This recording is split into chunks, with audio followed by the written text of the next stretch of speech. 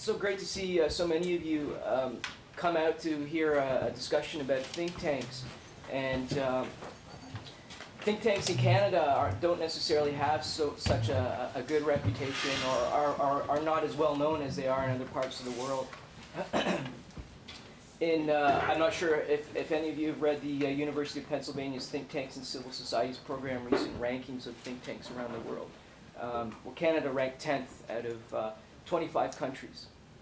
And we have a total of 97 think tanks here in Canada, which sounds a lot, but when you compare it to the United States at around approximately 1,800 think tanks, it puts it into perspective a little bit about what we're doing here in Canada. China is ranked second with almost 500 think tanks, and India comes third with almost 300 think tanks. So there's obviously room to grow here in Canada for think tanks and the role of think tanks.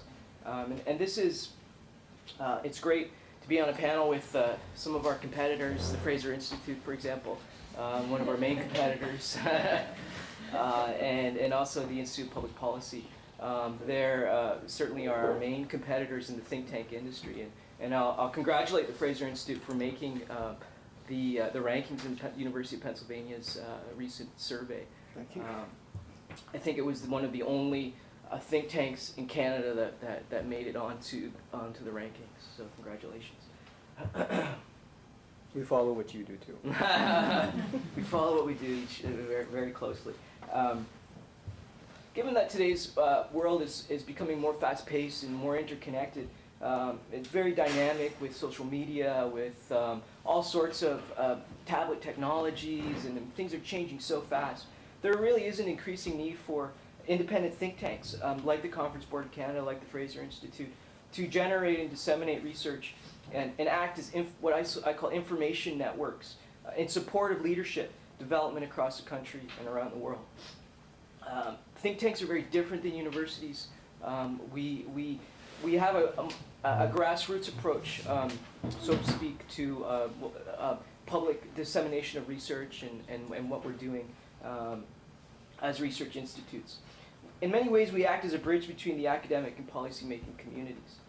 We serve the public interest as well as the requirements of our clients, who may be the private sector, the public sector, the non-governmental sector, and the larger research community. We act as an independent voice that translates applied action-oriented research into accessible language for policymakers, the public and private sectors, and the larger research community.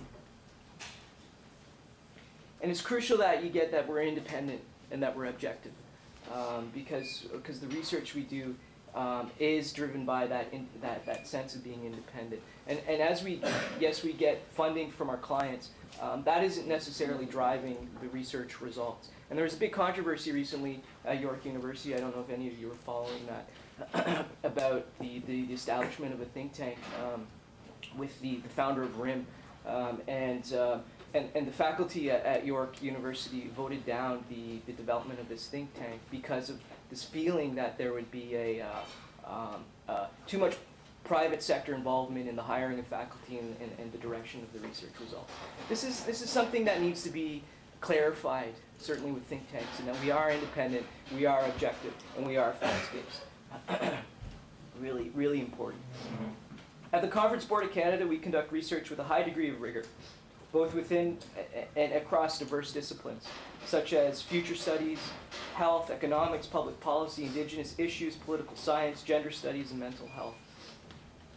We also maintain a series of 43 unique executive networks that provide leaders with the opportunity to share best practices in their fields.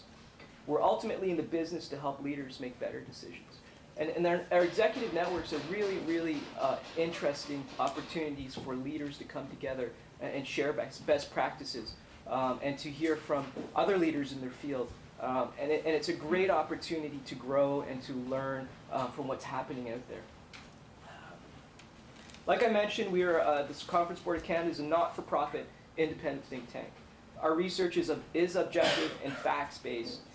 And it's this high degree of objectivity and credibility that our clients have come to respect. For example, we have an incredible peer review and quality assurance process with all of our research reports. I don't know how many of you graduate students are going through or have gone through an academic peer review process. But you know how rigorous it is with your two blind peer reviewers, and it takes a long time. Well, every one of our reports that we put out has a peer review process. We have two peer reviewers, external peer reviewers, we have internal peer reviews, and we have a very strong quality assurance process that all of our research goes through. It's very objective, and as some of you researchers know, when your work goes through the peer review process, it's not necessarily the easiest. It can be a hard thing to go back and fix this and fix that, but it's all about getting the facts right. It's all about getting the best research out there and making sure that that's available. We also have a depth and breadth of expertise. For example, a mostly qualitative researcher like myself can tap into the exceptional quantitative research of our economic forecasters. So we have a really good cross-section of people working together and sharing information so that we can really highlight the value of our mixed research projects.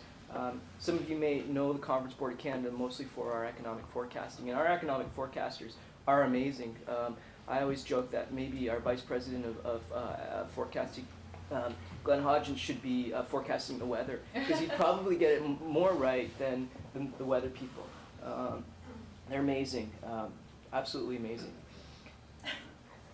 So there was a bunch of questions, and I know this is a career-focused thing, so I wanted to talk a little bit about the value of working in a think tank quickly. I don't have a lot of time, and you can carve out, and I believe this truly, you can carve out an excellent career for yourself working at a think tank. For example, after a satisfying 30-year career at the Conference Board of Canada, our former Vice President of Public Policy, Gilles Réaume, retired last spring. He started at the Conference Board of Canada as a senior researcher, like myself, and worked his way up through the corporate ranks to being vice president for a 10-15-year period. And over the years, he authored many reports and initiated many innovative new programs at the Conference Board of Canada and networks, like the Centre for the North, where I work today, and the long-standing Council on Corporate Aboriginal Relations, which is another area that I have affiliations at the Conference Board of Canada. Myself, I've been working as an applied researcher for over 10 years, and as Kate mentioned, I have a PhD in sociology and anthropology. And while I enjoy teaching and coaching graduate students as an adjunct research professor, working with and at think tanks has provided me with an excellent alternative to university research. I've met many great minds and innovative thinkers, and I've engaged in many cutting-edge research projects and initiatives that I never would have if I had stayed in that university stream. One thing about think tanks is we are usually on that leading edge of research, doing really innovative things and really ahead of the ball. And because of the fast pace of what we do, things happen a lot quicker. Right now at the Conference Board of Canada, we have a series of multi-year research centers that are addressing some of the big issues that confront us as a nation, like food, health, the North. These are all really big issues. These centers typically have secured funding for 3 to 5 years. The Centre for the North, where I work, for example, has approximately $1 million in funding over a 5-year mandate. And the board is always looking for new talent. Usually a master's degree is adequate. There's many people working at the board who have master's degrees. And while a PhD usually means that you have that you're a subject specialist like myself in Indigenous issues, ultimately it's a combination of education and practical job experience that really counts. In many instances, I'll just give you an example, entry-level senior research positions pay similar to the entry-level assistant professor positions at universities. Of course, this is all something you learn when you're in the private sector to negotiate salaries. You learn it when you're negotiating salaries as a young academic as well. But there is definitely a good salary range for people wanting to work in think tanks. Don't be afraid when you hear the word not-for-profit. It doesn't mean you actually can make a living. Not-for-profit just means that we spend our money and we have a small research reserve fund. but you can still make a really good living. And at the Conference Board of Canada, we have full benefits. We have a pension plan. So it's a really good place to work. We are the largest think tank in Canada, with over 200 employees. So it's very collegial, and it's also there's a lot of bright young minds working in the organization, as well as bright old minds as well. Lots of mentors. Ultimately, working at a think tank requires flexibility and a real ability to communicate clearly and concisely. Our reports, while objective and facts-based, are written in a different style, and our projects are fast-paced with quick turnover times. This isn't academic research where you stretch a concept over 3 years. And sometimes I lament when I'm working on these projects, oh man, if I could just have, that extra 7 months if I was in the university to do more field work, to really digest this information. But no, it's fast-paced. A lot of our projects are 6 months, from creating that visionary idea to turning it around into a deliverable. So you have to work really fast, and you have to work efficiently and concisely. And that includes writing style as well. Our writing style is a little different with our reports. It's not necessarily academic prose. It's a little more journalistic. It's a little more accessible. These are all switches you have to do. So ultimately, when you're applying to a think tank, what you need is a demonstrated curiosity and issue-driven research, a flexibility to work with various styles of research and analysis, and a proven ability to deliver results. And make sure you check out the Conference Board of Canada's website for job postings. We're really accessible. Our research is online.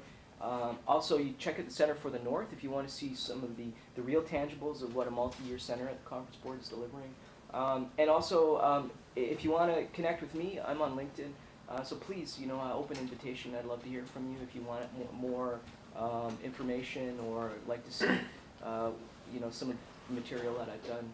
I have a web presence. So.